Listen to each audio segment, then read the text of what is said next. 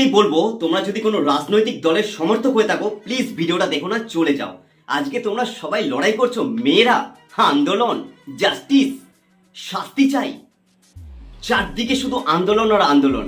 কে আন্দোলন করাচ্ছে ভাই? কে? আমি নিজের স্বচক্ষে গিয়ে দেখেছি।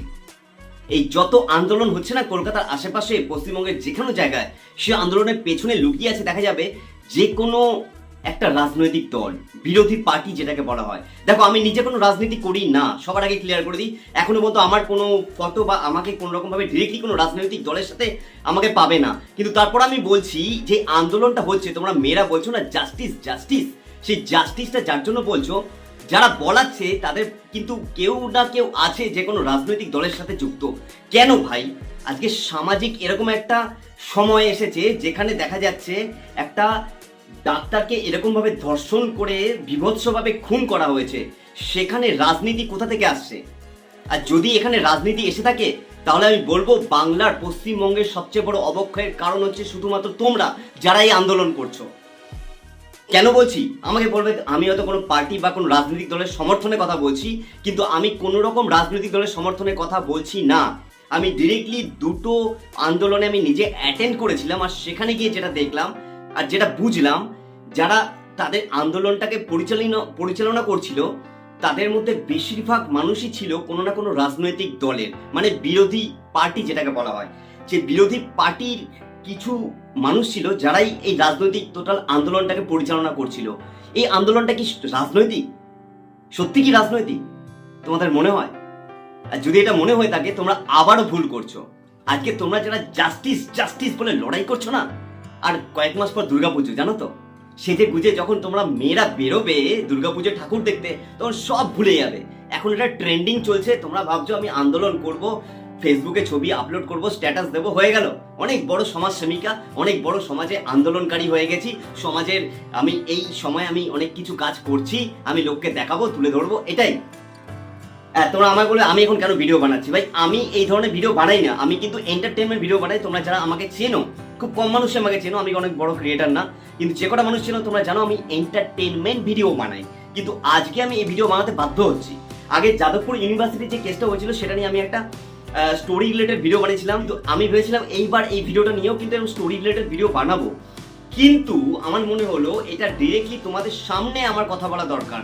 কারণ আজকে যে আন্দোলনটা তৈরি হয়েছে টোটালটা কিন্তু সোশ্যাল মিডিয়ার উপর ডিপেন্ড করে। আমি দুটো আন্দোলনের অ্যাটেন্ড করেছিলাম, দুটো জায়গায়। সেখানে এক জায়গা থেকে আমাকে বলা হয়েছিল আমাকে কিছু বলার জন্য, কিন্তু আমি সেখানে বলিনি।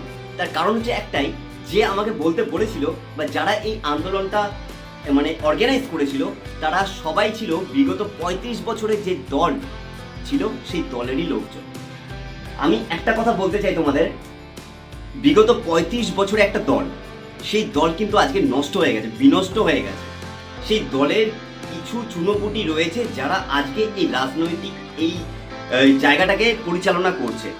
কিন্তু আজকে যে আন্দোলনটা, এটা কিন্তু কোনো রাজনৈতিক দলের আন্দোলন না, এটা কিন্তু সব জায়গা থেকে বিভিন্ন সমাজ মাধ্যম থেকে বলা হচ্ছে। তারপরও এর মধ্যে রাজনীতি ঢুকে যাচ্ছে। এর কারণটা কি? আজকে আন্দোলনটা একটা সামাজিক আন্দোলন ভাই।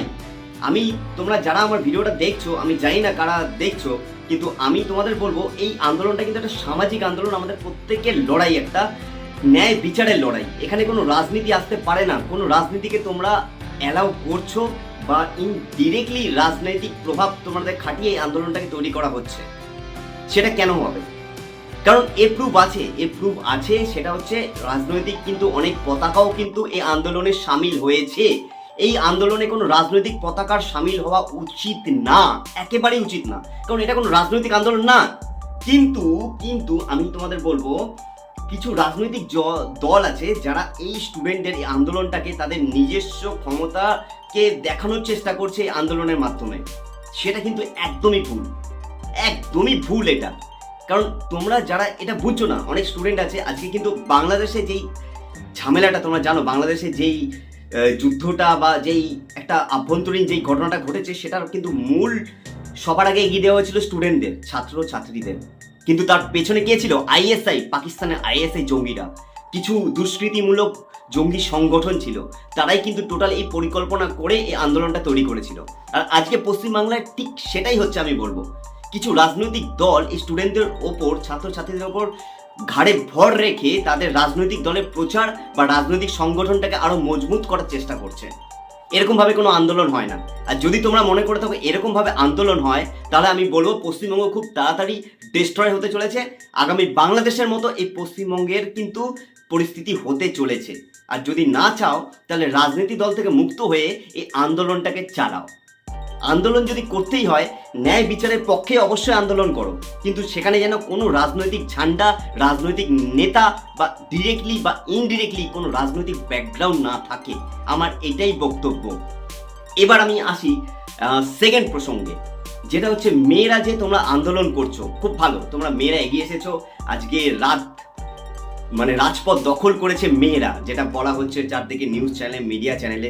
অসংখ্য ধন্যবাদ মেয়েরা এরকমভাবে এগিয়ে আসার জন্য। যেহেতু রাজ্যের একটা মেয়েকে নিয়ে ঘটনাটা, শুধু মেয়েরা তোমরা এগিয়ে আসোনি, আমরা ছেলেরাও কিন্তু ওখানে ছিলাম, অ্যাটেন্ড ছিলাম, কিন্তু তোমরা মেয়েরা হাইলাইট হয়েছো। তো তোমাদের মধ্যে আমি মিডিয়া চ্যানেলেও আমি দেখলাম, ইভেন আমি ডিরেক্টলি দুটো আন্দোলনে অ্যাটেন্ড করে আমি যেটা দেখলাম, মেয়েদের মধ্যে কিছু সংখ্যক মেয়েরা ছিল যারা শুধুমাত্র এই আন্দোলনে অ্যাটেন্ড করেছিল নিজেদের সোশ্যাল মিডিয়ায় নিজেদের প্রচার করবে বা নিজেদের পাবলিসিটি করবে বলে। তাদের একটাই ইন্টেনশন ছিল কতক্ষণে একটা ভালো নিজের সেলফি তুলবে বা কতক্ষণে নিজে একটা ভালো ব্লগ করবে, সেই ব্লগটা তাদের ফেসবুক বা ইউটিউব অন্যান্য চ্যানেলে আপলোড করবে। তা তোমরা কি মন থেকে আন্দোলন করছো না প্রফেশনালি আন্দোলন করছো? আমি তোমাদের বলবো, দিদি বোন যারা আছো তোমাদের উদ্দেশ্যে আমি বলছি, কারণ আমার সামনে একজন এই আন্দোলনে কিছু বক্তৃতা রেখেছিল, তার সাথে এসেছিল একটা আলাদা একটা মেয়ে। আমি তোমাদের বলছি ঘটনাটা কোথাকার ঘটনা আমি তোমাদের বলছি না, বললে আমাকে সেই ফুটেজটাও আছে, তোমাদের দেখাতেও পারি। তো সেইখানে যে বক্তৃতা দেওয়ার আগে তার সাথে যে মেয়েটা এসেছিল তাকে বলছিল ভিডিওটা কর। মানে কেন বলছে ভিডিওটা কর? ওই ভিডিওটা তার সোশ্যাল মিডিয়া আপলোড করবে, দেখো আমি বক্তৃতা দিচ্ছি, এই আন্দোলনে অংশগ্রহণ করেছি। বিশাল বড় ব্যাপার না? বিশাল বড় সমাজকর্মী তোমরা।